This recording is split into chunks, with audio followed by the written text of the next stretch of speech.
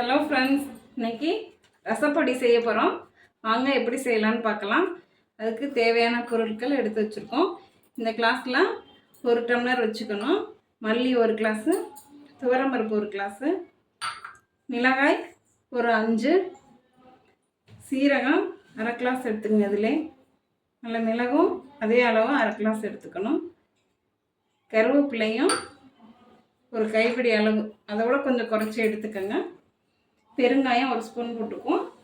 மஞ்சள் தூள் 1 ஸ்பூன் போட்டுக்குவோம். எல்லாத்தையும் வறுத்து எடுத்து பொடி பண்ணணும். வாங்க பார்க்கலாம், வறுக்கலாம். ஸ்டவ் ஆன் பண்ணிக்குவோம்.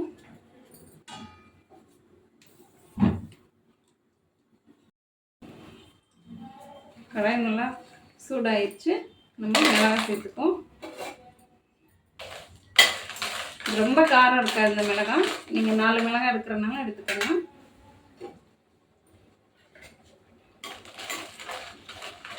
வெறும் பாத்திரத்தில் தான் வறுத்து எடுத்துக்கணும்.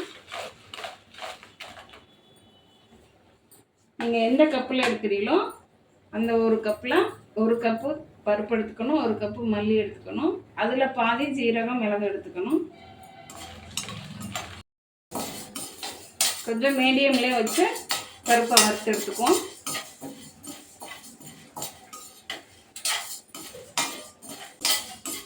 மல்லி வறுத்துக்குவோம். எல்லாம் மீடியம்லேயே வச்சு வறுத்து எடுத்துக்கணும். மிளகு வறுத்து எடுத்துப்போம்.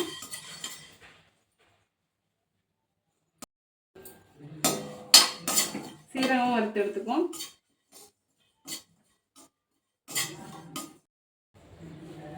கருவேப்பிலையும் வறுத்து எடுத்துப்போம். எல்லாம் வறுத்து எடுத்துக்கிட்டோம். 1 ஸ்பூன் பெருங்காயத்தூள் வச்சுருக்கோம், 1 ஸ்பூன் மஞ்சள் தூள் வச்சுருக்கோம். இது எல்லாத்தையும் மிக்ஸி ஜாரில் போட்டு அரைச்சி எடுத்துகிட்டு வருவோம். ஆற வச்சு நல்லா எல்லாம் ஆறட்டும். நம்ம மிக்ஸி ஜாருக்கு மாற்றிட்டு அரைக்கணும். கொஞ்சம் நேரம் ஆற வைப்போம். எல்லாத்தையும் மிக்ஸி ஜாருக்கு மாற்றிக்குவோம். எல்லாம் நல்லா ஆறிடுச்சு. பெருங்காயம் மஞ்சள் தூள் சேர்த்துட்டோம்.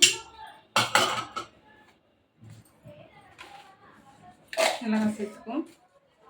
எல்லாத்தையும் ஒன்றா கொட்டி அரைச்சி எடுத்துகிட்டு வருவோம்.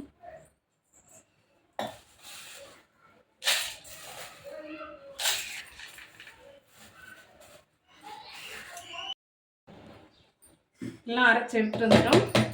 ரசப்பொடி ஒரு தடவை இந்த மாதிரி அரைச்சி பாருங்கள். ரொம்ப நல்லாயிருக்கும், வாசமும் நல்லாயிருக்கும். எல்லாம் நீங்கள் ரசத்தில் யூஸ் பண்ணால் உங்களுக்கே தெரியும். ஒரு தடவை ட்ரை பண்ணி பாருங்கள் friends. Okay, thank you friends.